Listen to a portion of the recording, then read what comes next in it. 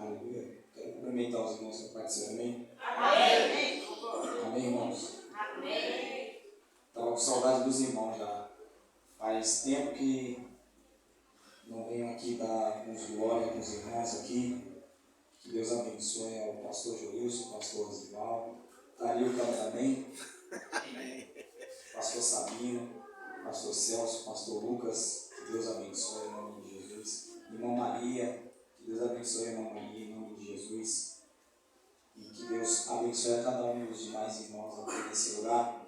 Está ali o meu amigo irmão Mateus. Veio ali dar uma cooperada aqui, irmãos. A bênção de Deus, esse Deus. E que Deus abençoe a vida de cada um nessa campanha, no primeiro dia. Que Deus venha abençoar a nossa vida aqui neste lugar. Ezequiel 37, que é o tema da campanha. E o versículo 3. Ezequiel 37, e o versículo 3, em nome de Jesus. Sou grato a Deus por essa oportunidade e que Deus abençoe continuamente os irmãos pela confiança e pelo carinho que os irmãos sempre teve com a minha vida. Louvado seja Deus. E para os demais irmãos, já me conhecia, né? Desde que era uma magrelinha aqui no culto, na igreja aqui, né? Congregando aqui com os irmãos. Deus tem abençoado bastante. Daqui a pouco estou igual ao Lucas.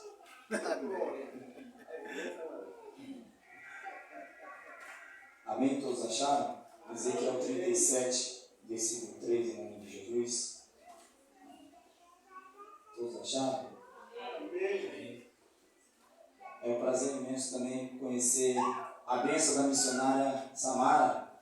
Que Deus abençoe em nome de Jesus lá. Eu só esqueci seu nome, meu irmão. Jean. Um nome meio difícil, né, mas vai ficar guardado agora. Que diz assim a palavra do Senhor. Ele me disse: Filho do homem, porventura viverão estes ossos? E eu disse: Senhor Jeová, tu o sabes. Amém? Pode sentar. Exaltando o nome do Senhor nessa noite, em nome de Jesus. Louvado seja Deus.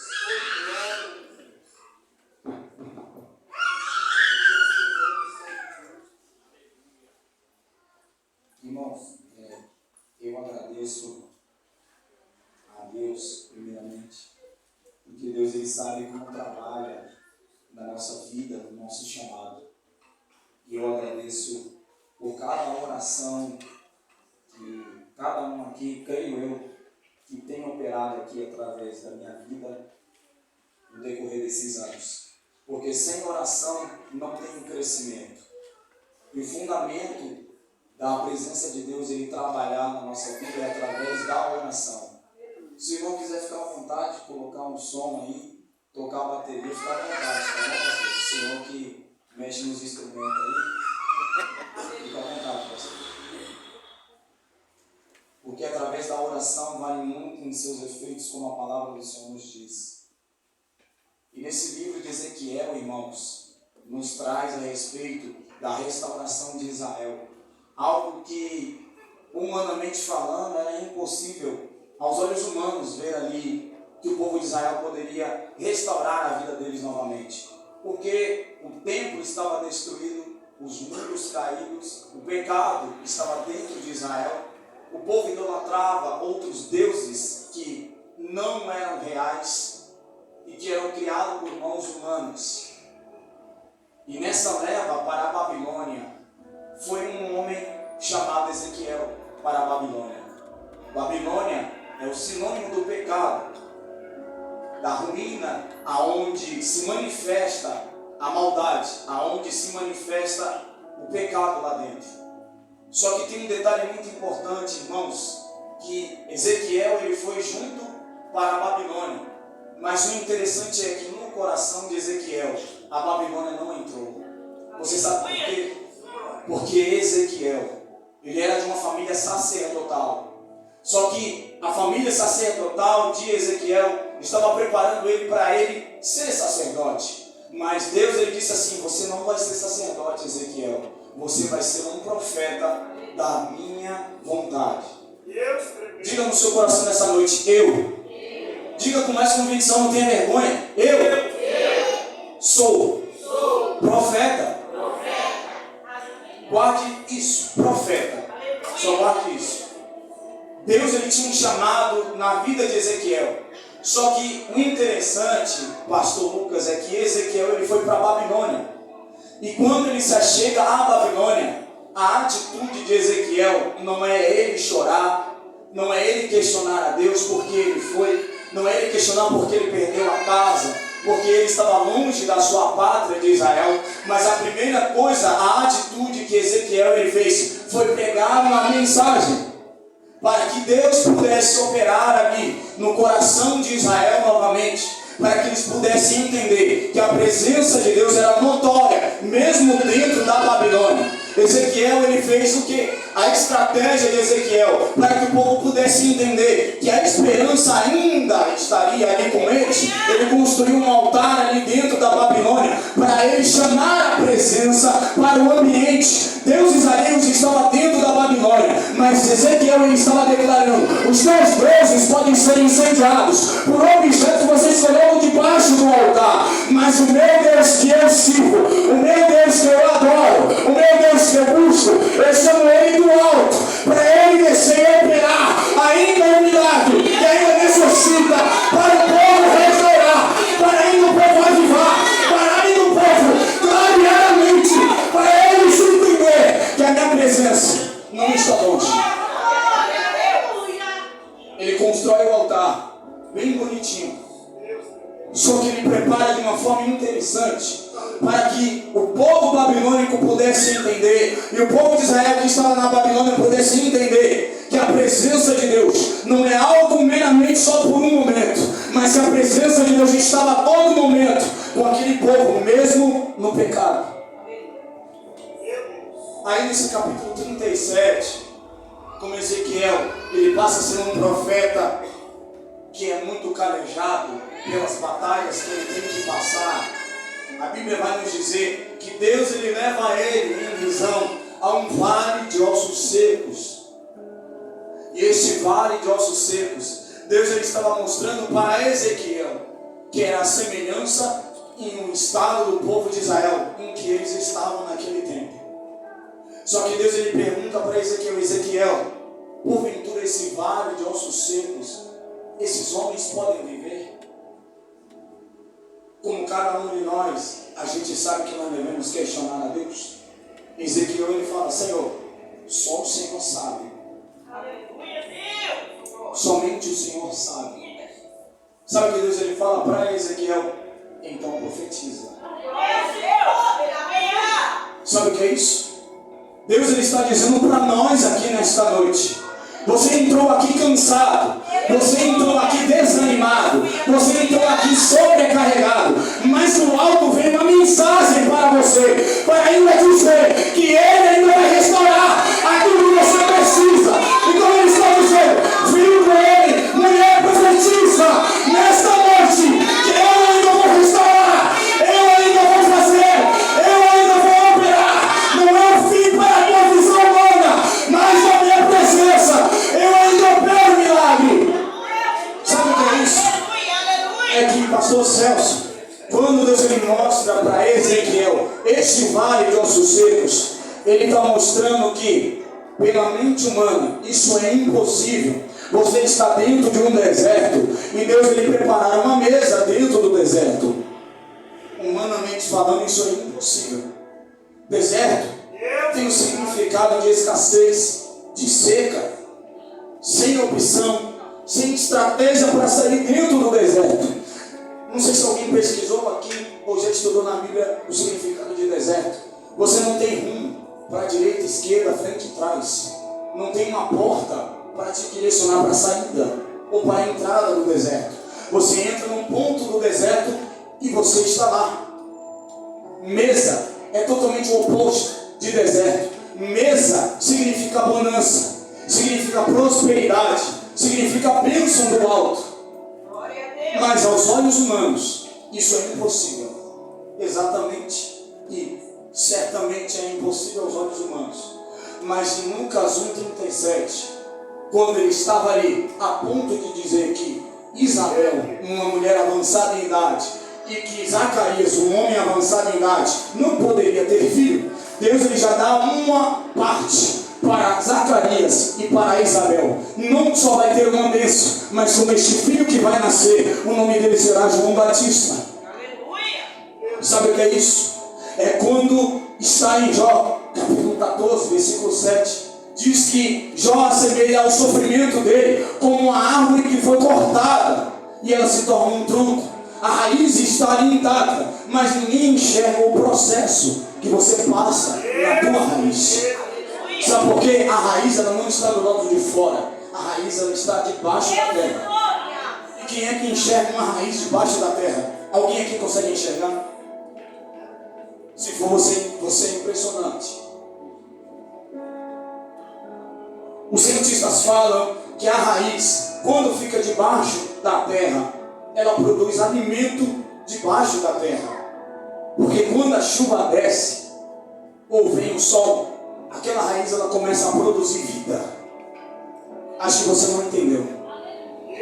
Quando a chuva desce e quando vem o sol, aquela raiz começa a produzir. Me ajuda a ministrar, igreja. Quando a chuva desce e pega na raiz, quando o sol vem e pega na raiz, ela produz. Deus ele falou o que para o profeta Ezequiel? Profetiza a este vale de ossos secos. Não é assim, você não está entendendo. Profetiza na ruína da tua história. Profetiza na tua área espiritual. Profetiza na tua vida. E este vale ainda vai restaurar. Porque da parte de Deus, ele ainda cresce. Porque Deus, ele é uma fonte de água e mais vida.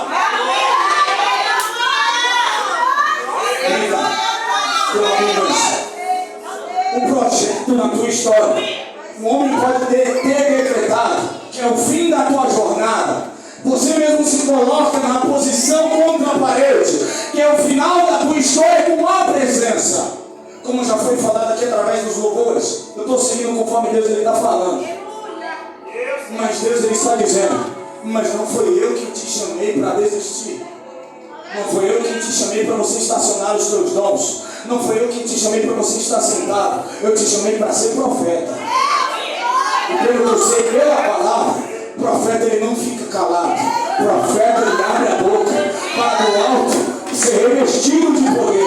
Sabe o que significa ser profeta? Quando a palavra nos diz que Deus ele pede para Ezequiel soltar da sua boca uma palavra que vem do alto. Profeta significa pregar a respeito de futuro, pregar a respeito de restauração, pregar a respeito de avivamento. Eu nunca vi Deus ele pregar uma mensagem através de um profeta para dizer que o povo estaria morto. Mas eu ouvi Deus ele dizer que através desse vale, que através de uma palavra que sai da boca de Deus, restaura uma nação inteira, porque do alto Deus ele faz acontecer o milagre. E quando uma mensagem ela entra no coração de Ezequiel, ele começa a ver o seu redor, ele começa a ver o seu derredor, um vale enorme, pastor Sabino, um vale que não tem fim. A Bíblia relata que Deus ele começa a restaurar aos pouquinhos o corpo humano, a área física, primeiramente. Ele começa a colocar, a levantar os ossos, começa a colocar veias, artérias, células, a pele, mas eles ainda não têm vida.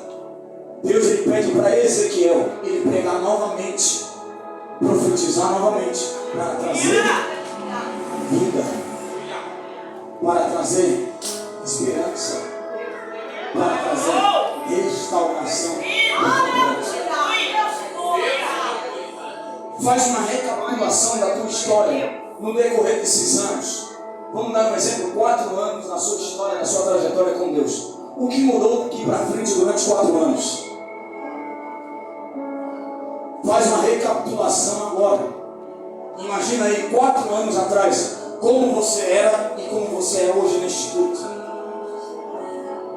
Você tem a mesma fé que você tinha 4 anos atrás? você tem a mesma ousadia que você tinha 4 anos atrás, ela vai decaindo, pastor Sabino. Por quê? Porque vai voltando para trás. Porque perde a esperança por causa de batalhas, por causa de frustrações, por causa do sofrimento, por causa de angústias, por causa de problemas pessoais e espirituais. Então isso acaba sufocando um homem, uma mulher na presença de Deus. Isso acaba fazendo com que ele retenha aquilo que Deus lhe pede para fazer. Ele começa a se afastar, ela começa a recuar, e aí se torna um vale de ossos secos. Sabe o que significa vale? Vale é sem água, não tem sol, o sol não brilha no vale, a água não desce sobre o vale, então é um vale seco.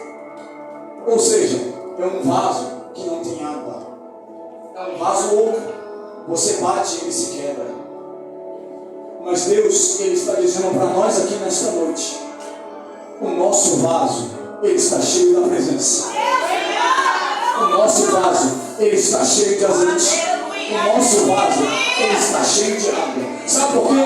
Porque uma vez que Jesus ele disse assim: se você beber da minha água, você nunca mais sentirá sede. Porque a partir do momento que a gente toma um pouquinho de água da presença de Deus, a gente não passa mais a sentir sede. Certo? A palavra de Deus diz isso. Mas quando a peleja vem, o barco ele começa a bater, entre a tempestade e entre a maré, você quer desistir, você quer pular do barco, você quer recuar, você quer deixar os teus dons empalhados ou enterrados sobre a terra. Mas Deus ele está dizendo aqui: mas a tua raiz ainda vai crescer. Nessa raiz vai crescer uma árvore frutífera aqui.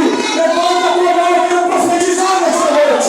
Se você ainda acredita que tem profeta aqui nessa noite, Deus está dizendo aqui: por mais que você tenha chorado, tenha plantado no ano passado, este ano você vai colher, porque este ano é o tempo da colheita. Deus está dizendo: o tempo do Pentecostes, que é o tempo da colheita, você vai pegar aquilo que você tem plantado. Por mais que o homem não enxergue, mas Deus ele está entendendo que através dessa terra, a tua raiz não vai parecer um brotinho no princípio de uma plantinha, mas uma árvore frutífera. Então Deus ele está dizendo para nós aqui nessa noite: levanta e profetiza este vale de ossos secos. Mas a minha batalha está grande. Mas Deus ele está dizendo: mas eu estou andando sobre cima das águas. Eu estou andando ao cheio das águas. Esta árvore se renovará. Só que em Jó diz que os renovos não vão cessar, certo? Só que em Ezequiel 37 ele só vai profetizar 2 vezes. Sim ou não? Só 2 vezes. Por que só 2 vezes? Porque era um povo que estava morto. Você consegue conversar com um morto? Você consegue ir lá em algum funeral, uma funerária, você conversar com quem está lá?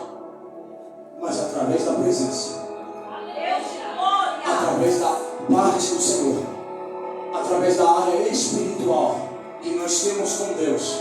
Deus ele pede: levanta, anda e profetiza. A minha casa está devastada, a minha casa está sem a proteção divina, os muros caiu, o templo está vazio. Mas Deus ele está dizendo: levanta esses muros e começa a profetizar. Se coloque de pé, igreja.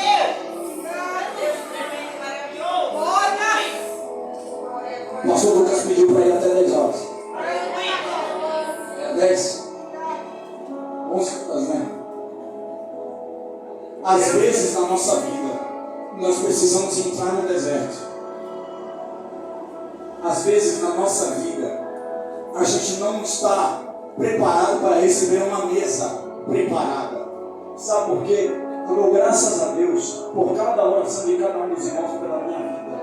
Porque hoje eu entendo o significado de deserto. Porque o que eu passei com a minha esposa não foi fácil. Quando a minha filha ia nascer, nós entramos no deserto. A gente ficou sem ter o que comer. A gente ficou sem ter aonde morar. A gente ficou até mesmo sem ter o que vestir, irmãos. Deus, Ele não respondia na hora que a gente clamava. A gente morava no Capão Redondo. Alguém conhece o jardim? Aqui? Conhece, né? No Capão Redondo até o jardim já é uma caminhada, né? A gente ia a pé. Naquela época a passagem era R$4,40. Nem isso a gente tinha dentro do bolso. Literalmente todas as portas se fecharam. Família, emprego, resposta de Deus. As portas literalmente se fecharam. A única coisa que a gente tinha para refrescar o nosso consolo era a gente olhar para o alto, porque não tinha teto. A gente olhava para o alto. A gente via do alto. Mas sem nada. Mas a gente ainda se ajoelhava. A gente ainda pedia: Jesus, aviva o nosso coração. A gente profetizava um para o outro. Não de brincadeira, mas com testificação de fé. Eu profetizo que a gente vai sair dessa situação. Porque a gente adora um Deus. Não é um Deus invisível. É um Deus real. A gente adora um Deus que opera maravilhas no impossível. Quando a gente foi parar no hospital do Campo Limpo, eu dormia mais do lado de fora do que em qualquer outro lugar. Todo mundo lá na recepção do Hospital Campo Limpo me conhece porque eu morava praticamente lá, a igreja. Dormia no hospital, do lado de fora. Porque eu dizia: eu não vou desistir da promessa que Deus me fez na nossa vida. As meninas da recepção falavam assim: você de novo aqui? Vai para casa, ela está em observação. Eu não vou sair daqui até a promessa de Deus se cumprir. E aí ela começou a perder sangue. E na verdade foi muito, irmãos. E a desde isso, uma pressão altíssima. Passando mal, direto, sem ter o que comer, né, irmãos? Mas aí você se pergunta: como que vocês passaram todo esse tempo? Ela ainda grávida, sem se alimentar. Irmãos, isso é sobrenatural. Não tem explicação. Aí quando estava a ponto de nascer, Deus, Ele ainda tem graça e misericórdia na nossa vida. Jesus, Ele me trouxe uma palavra ali naquele momento. João 11, não disse que se creres verás a glória de Deus. Então o que é difícil para nós? Para a gente se levantar e profetizar em meio a uma prova que tanto nos aflige. Porque no momento em que eu estava lá no hospital, ao redor e ao derredor, parecia que não tinha solução para esse problema. Porque as mulheres que estavam lá, elas disseram que perderam os bebês. Porque antes de Deus, Ele dizer que tinha uma promessa, amaldiçoar a minha vida e a vida da minha esposa, dizendo que a minha filha não ia nascer. Que não ia dar certo essa promessa de Deus. E me deparei lá dentro do hospital. A minha filha morreu. Eu perdi o meu bebê. Eu caí da escada e bati a barriga. Irmãos, o coração começou a palpitar. Mas aí veio uma mensagem. Não disse que se creres, verás a glória de Deus. Aí quando entrei lá na sala de parto, a promessa estava ali. Sabe por quê? Porque quando nós entregamos a nossa vida para o altar do Senhor, a gente percebe que Ele pede ainda para você se levantar em meio à tempestade, em meio ao deserto, em meio à escassez. Não, você não vê mesa, você não vê bonança, você não vê prosperidade, você não vê do alto Ele revestir você. Mas Ele pede ainda que você se levante e comece a profetizar a este vale de ossos secos. Ele dizendo para você: levanta e profetiza. Mais uma vez Ele pede: levanta e profetiza. Quem cuida sou eu. Quem aviva sou eu. Quem restaura ainda é Ele. Sabe o que é interessante?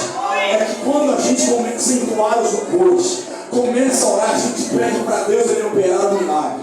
Correto? Mas quando é no momento da prova, a gente não crê no milagre. Quando Deus Ele fala promessa, geralmente vem deserto junto. Deus ele não vai entregar de bandeja. Deus ele vai permitir você crescer no deserto. Ezequiel estava no vale de ossos secos, para Deus lhe mostrar que ainda tinha restauração para o povo de Israel, ainda tinha cura para o povo de Israel, ainda tinha avivamento para o povo de Israel. E para mim e para você, ainda tem restauração divina, ainda tem poder do alto, ainda tem a glória do Senhor, que a gente tanto adora, que a gente tanto ora, que a gente tanto pede, mas na hora da tempestade está doendo, Jesus. Eu não consigo clamar a Ti. Sabe por quê? Geralmente crescimento espiritual, geralmente amadurecimento na presença de Deus, muitas das vezes não é no sorriso, é no choro e na lágrima. Muitas das vezes é você sozinho com Deus, deserto. É você na tempestade, é você na ventania. Mas quando Jeremias ele estava lá dentro do calabouço, Deus ele sussurra bem no ouvido de Jeremias 33:3. Clama a mim, Jeremias, e eu responder-te-ei, anunciar-te-ei coisas grandes e firmes, que você não sabe ainda. Jeremias, com frio, com fome, com sede, mas Deus ele estava dizendo: clama a mim, Jeremias. Paulo e Silas na prisão, por volta da meia-noite, Paulo e Silas, um orava e o outro cantava. Quando um cansava, aí, sucessivamente, as cadeias caíram por terra, porque eles criam no Deus vivo, porque eles criam na onipotência, na onipresença, na onisciência do Deus trino, que ainda opera maravilhas na minha e na tua vida. Pedro, clama, Pedro, para que estas cadeias venham cair por terra. Pedro, você está dentro da prisão. Para você, humanamente, pode ser impossível sair, mas a igreja ainda está de joelhos para trazer a restauração para corações ainda que estão fechados, para mim operar o milagre. Glória a Deus. E para nós, Deus ele está te fazendo uma pergunta nessa noite. E para você, vai largar os teus dons ou você vai profetizar? Vai largar os teus talentos ou você vai começar a profetizar? Uma vez a mão botada no arado não pode voltar para trás, sim ou não? Mas por que você quer tirar? Mas por que você quer recuar? Por que você quer deixar de lado? Sabe por quê? Você se sufoca demais com o seu natural. Você se sufoca demais com o seu físico. Você enxerga, você entende, você toca, é um objeto. Por isso você se sufoca. Mas quando você vê que este copo está sendo manuseado pelas mãos de Deus, esse copo não é mais um objeto, ele está sendo usado pela minha mão, pela mão de Deus. Quando você vê que você tem que parar de pisar demais na terra, Deus ele começa a te mostrar que você tem que começar a flutuar do alto. Porque Isaías ele estava dizendo: mas aqueles, não é todos, por isso ele diz: aqueles que esperam no Senhor, eles renovam as suas forças, eles andam e não se cansam, eles correm e não se fadigam, porque eles esperam no Senhor. A minha e a tua vida, a minha e a tua fé, ela é depositada onde, igreja? Ela está em Deus ou está no natural? Deus ele mostra para nós que a gente tem que parar de pisar tanto na terra e começar a flutuar para Ele, para o vale de ossos secos, ainda ter vida. Mas através, em Jó, em Ezequiel, em Jeremias, tudo isso se trata de uma única palavra: levanta-te e abre a boca. Sabe por quê? Você é um espelho dentro da tua casa. Você é um exemplo para o teu filho, para a tua filha, para o teu esposo, para a tua esposa, para alguém que está aqui hoje. Você é um exemplo. Você é um ponto de referência. Irmãos, eu estou sendo sincero aqui. Não é porque eu estou aqui hoje, mas pastor Zival, pastor Joilson são um exemplo para mim. São grandes exemplos para mim. Tem um pastor também que é um grande exemplo, o pastor Sandro, mas ele não está aqui. São homens que me dão um ótimo exemplo. É um ponto de referência que eu olho e eu vejo. Ele não desiste, eu também não desisto. adora como ninguém, eu também não vou deixar de adorar a Deus. São exemplos, são profetas, são homens e mulheres de Deus que ainda têm coragem de bater de frente com uma tempestade. E você também é profeta. Coloque no seu coração, você tem determinação para orar dentro da tua casa. Você tem determinação para repreender aquilo que te tanto aflige dentro do teu coração. Você tem autoridade, você tem ousadia, porque a palavra está contigo. Eu quero orar e entregar uma oportunidade. E eu quero que você ore comigo nessa noite. Amém? Vamos orar. Pai, aqui estamos, Jesus, na tua presença. Jesus, queremos te agradecer, meu Deus. Obrigado pelo Senhor ter falado através das oportunidades, através do testemunho, através da tua santa palavra, meu Senhor. Em especial, Jesus, a essa campanha que os teus filhos têm colocado para ti, para o Senhor abençoar este lugar. Jesus, o Senhor sabe, conhece e compreende, meu Senhor, a necessidade, a carência, a dependência dos teus filhos, meu Pai. Pedimos a ti, Jesus, como um todo, Senhor, neste momento, neste culto tão adorado, para o Senhor, meu Pai, falar conosco continuamente. Jesus, se encontra alguém aqui com o coração, Pai, que ainda precisa de uma restauração. Se ainda tem um coração aqui, Jesus, que precisa ser restaurado e avivado, pedimos a ti, meu Senhor, que nesta noite, meu Pai, o Senhor venha despertar a nossa vida. Que o Senhor venha, meu Pai, colocar a tua presença para nos renovar mais uma vez, Jesus. Mas pedimos a ti, meu Pai, que toda barreira, todo empecilho, todo trajeto, meu Pai, que cada um tem passado no decorrer desses dias. Eu sei que é cansativo, meu Pai, trabalhar e estar aqui nessa noite para te adorar. Mas como o Senhor, meu Pai, é um Espírito que aviva, como diz o apóstolo Paulo, onde tem um Espírito, aí tem liberdade. Jesus, pedimos a ti, meu Pai, que nesta noite, meu Senhor, o Senhor venha restaurar a nossa vida, meu Senhor, mais uma vez. Mas que o Senhor venha, meu Pai, no mais profundo, pela tua palavra, meu Senhor, desde o físico até a área espiritual, para o Senhor trabalhar, meu Senhor, no mais profundo do sentimento, da consciência, do pensamento, meu Senhor, para operar ainda o teu milagre. Jesus, pedimos a ti, meu Pai, que o Senhor possa, Espírito Santo, ainda tocar naquela alma que não sente mais um arrepio, naquela alma que não tem mais sensibilidade, naquela alma, meu Pai, que não sente nem mais a tua presença, aquela alma, meu Pai, que não tem mais guardado a tua mensagem, meu Senhor. Entra culto e sai culto, meu Senhor, e não tem nem sequer, meu Pai, o pingo de entender a tua mensagem. Jesus, que o Senhor possa, Espírito Santo, incomodar, meu Pai, esse coração, incomodar essa vida, incomodar essa alma, meu Senhor, para que a tua palavra, a tua presença, mais uma vez, Espírito Santo, possa entrar ali, Jesus, possa trabalhar, meu Senhor, possa preencher, Espírito Santo, este coração, meu Pai, que está cansado, este coração que está oprimido, essa alma que está sobrecarregada, meu Pai, para o Senhor mostrar que ainda é vaso nas tuas mãos, que ainda é ovelha nas tuas mãos, que ainda é raiz, meu Pai, na tua presença, Pai. Mas que o Senhor mostra para ela, meu Senhor, mostra para ele, Espírito Santo, que ele é vaso usado por ti, Senhor. Que esteja na tua presença, meu Pai.